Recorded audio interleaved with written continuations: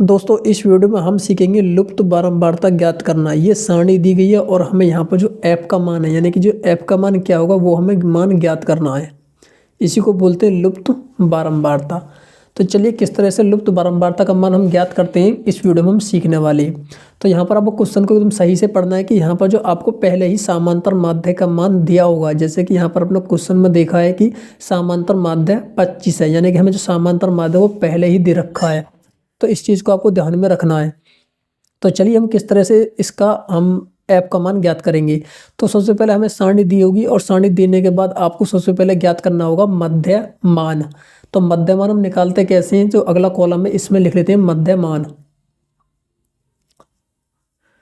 जिसको हम x से प्रदर्शित करते हैं। मध्यमान को हम x से प्रदर्शित करते हैं।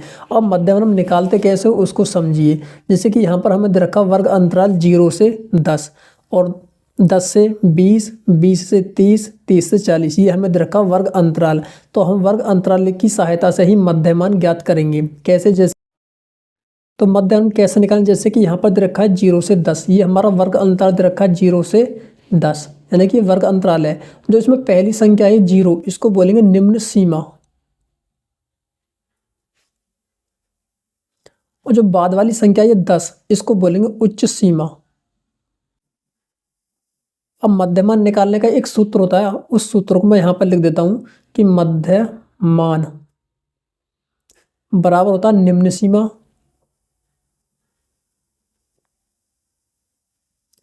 प्लस उच्च सीमा और बटे 2, यानी कि निम्न सीमा और उच्च सीमा को जोड़ेंगे और 2 से भाग करेंगे। तो जैसे कि यहाँ पर दे रखा वर्ग अंतराल 0 से 10, तो निम्न सीमा होगी 0 और उच्च सीमा हो गई 10, तो दोनों को जोड़ेंगे और 2 से भाग करेंगे। तो 0 और 10 कितना हो गया 10, और भाग करेंगे 2 से, तो ये जाएगा 5 बार। तो इसका मध्यमान कितना हो गया 5। ठीक है, इसी तरह से हम इसको निकालेंगे 10 से 20, ये दे रखा 10 प्लस 20। ठीक है, मैं बार बार नहीं लिखूंगा, आपको इसी तरह से लिख करके मध्यमान ज्ञात करना है कि निम्न सीमा और उच्च सीमा को जोड़ेंगे, दोनों को जोड़ेंगे और 2 से भाग करेंगे। तो 10 और 20 कितना हो गया 30 और बटे 2, तो ये हो गया 15। तो मध्यमान कितना हो गया 15। तो अब हम क्या करेंगे, इस तरह से 20 का और 30 का मध्यमान निकालेंगे। तो 20 और 30 कितना हो गया 50, और 50 को 2 से भाग लाएंगे तो ये आएगा 25। ठीक है, इस तरह से 30 और 40 का जोड़ेंगे और 2 से भाग करेंगे तो कितना हो गया मध्यमान, ये हो गया 35। 40 को और 50 को जोड़ेंगे तो 90 होगा, 90 में 2 से भाग लाएंगे तो ये हो गया 45। ठीक है, तो हमने पहले क्या करना है मध्यमान ज्ञात करना। तो अब जैसे ही हमने मध्यमान ज्ञात कर लिया है तो अगले कॉलम हम निकालेंगे f(x) निकालेंगे। तो f(x) हम निकालते कैसे हैं उसको समझेंगे। तो यहाँ पर लिख लेंगे अगले कॉलम f(x), यानी कि f और x। अब ये कि f क्या है, f ये जो हमारी बारंबारता है इसी को हम f बोलते हैं। जो हमें बारंबारता दे रखी है इसी को हम क्या बोलते हैं, f बोलते हैं। तो अब देखिए हमारे पास जो है f का मान मिल चुका है और x का भी। तो ये क्या हो गया f इंटू एक्स का मतलब हो गया कि f की गुणा हमें किससे करनी है, x से करनी है। तो हमें x और f के आपस में गुणा करके इस वाले कॉलम में लिखना है। जैसे कि यहाँ पे लिखा है f का मान 6 और x का मान हो गया 5। तो हम 6 की गुणा 5 में करेंगे, कितना आएगा 6 पंजे 30। तो सिग्मा f और x कितना हो गया 30। ठीक है, इसी तरह से रखा f और रखा 15, तो हम 15 की गुणा f में करेंगे तो ये आएगा 15f। ठीक है, इस तरह से हम 6 की गुणा हम 25 में करेंगे तो 25 × 150, तो ये हो गया 150। 10 की गुणा हम 335 में करेंगे तो ये हो जाएगा 350। और इस तरह से हम 5 की गुणा 45 में करेंगे तो गुणा कर लेते हैं हम, 5 पंजे 25, हासिल का 2, 5 चौक 20 और 2 22, तो ये आ गया 225। ठीक है, पहले मध्यमान निकालेंगे उसके बाद f(x) निकालेंगे। ठीक है, तो अब हमारे पास जो f(x) का मान मिल चुका है। ठीक है, तो अब यहाँ पर हम लिखते हैं समांतर माध्य का सूत्र। तो समांतर माध्य का सूत्र क्या होता है, देखिए यहाँ पर हमें पहले दे रखा है समांतर माध्य जो कितना है 25। समांतर माध्य को लिख लेते हैं हम पहले ही।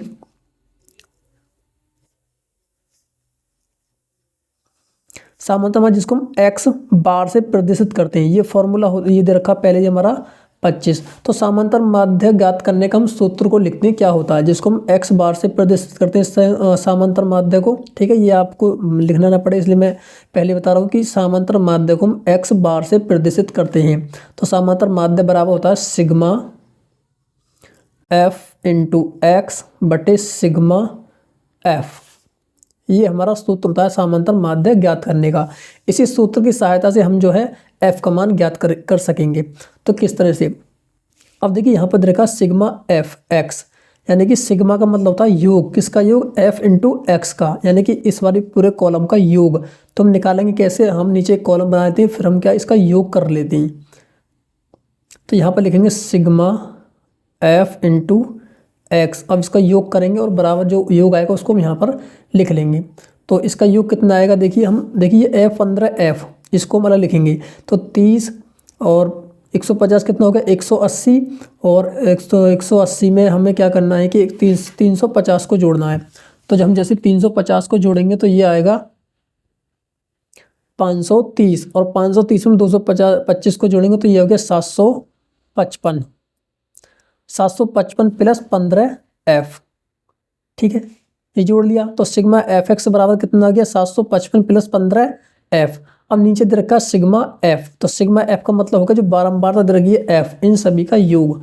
तो सिग्मा f का भी मान निकाल लेते हैं। तो सिग्मा f बराबर, देखिए इनको जोड़ेंगे 6 और 6 12, 12 और 10 हो गया 22, और 22 और 5 हो गया 27, ये हो गया 27 और प्लस का f। ठीक है, तो हमें जो यहाँ पर सभी के मान मिल चुके हैं, सिग्मा एफ एक्स का भी मान मिल चुका है और सिग्मा एफ का भी मान मिल चुका है। तो अब हम क्या करेंगे, इन सभी को सूत्र में बैठाएंगे। जैसे कि एक्स बराबर दे रखा है, एक्स बराबर दे रखा है, यानी कि सूत्र को लेते हैं, एक्स बराबर दे रखा है सिग्मा एफ एक्स बटे सिग्मा एफ।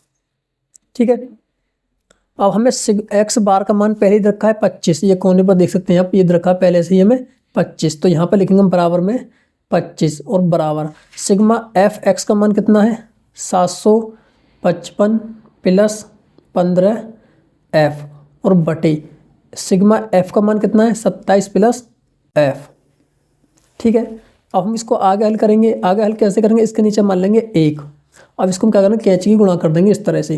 तो इसकी गुणा तो इसमें होगी, यानी कि 25 की गुणा 27 में करेंगे, तो 25 की गुणा हम 27 में करेंगे तो ये आएगा हमारा 675 प्लस, ठीक है, क्योंकि ये वाला प्लस है। अब 25 की गुणा हम करेंगे f में, तो ये आएगा 25f बराबर, ठीक है। अब एक की गुणा हम इसमें करेंगे तो ये आएगा 755 प्लस 15f, ठीक है। अब देखिए हम क्या करना है, यहाँ से f का मान निकालेंगे। तो f वाले तो एक तरफ करेंगे और जो बिना f वाले उनको एक तरफ करेंगे। तो देखिए 25f बड़ी संख्या है और जो 15f है छोटी है, तो इसको हम इधर लेकर के आएंगे तो ये हो जाएगी माइनस की, क्योंकि प्लस की है। जब इसको इधर लेकर आएंगे तो ये हो जाएगा माइनस का 15f और बराबर रखा 755। अब 675 है छोटी संख्या, तो इसको इधर लेकर के जाएंगे तो ये हो जाएगा माइनस का, क्योंकि प्लस की है, ये हो जाएगा माइनस का 675। अब 25f में से हम 15f घटाएंगे तो कितना मिलेगा 10f बराबर 755 में से हम 675 को घटाएंगे कितना मिलेगा 80। कितना मिलेगा 80। यहाँ पर आप इसको घटा कर देख सकते हैं, ठीक है, 80 ही बचेगा। अब घटाने के बाद हमें देखिए यहाँ से f का मान निकालना है, तो f को तो हम यहीं पर रखेंगे, ये रख लिया f। अब जो बराबर दे रखा है 80, इसको लिख लेंगे। अब यहाँ पर जो 10 है ये गुणा में है, जब इसको हम बराबर में भेजेंगे तो ये भाग में पहुँच जाएगा। तो ये 10 से 0 0 कट गया, तो f का मान कितना मिल गया, यहाँ पर देख सकते हैं f का मान कितना मिल गया 8। तो यही क्या है हमारा f का मान, जिसको हम बोलते हैं विलुप्त बारंबारता। तो ये आ गया हमारा फाइनल आंसर। तो इसी तरह से आपको एग्जाम में क्वेश्चन पूछा था, आपको इस तरह से एग्जाम में क्वेश्चन को बनाना है। तो चलिए फ्रेंड, मिलते हैं अगली वीडियो में, तब तक के लिए बाय, थैंक यू।